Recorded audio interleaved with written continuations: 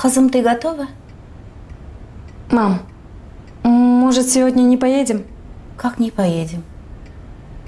У меня сегодня живот болит ужасно. От селедка? Да, от селедки. Да и Сережа уехал. Он так хотел с нами поехать. Дочка, это такое важное событие в жизни ребенка. Абдулла Хазрат уже ждет нас. Он такой хороший Хазрат, он нам никак читал. Поехали, а?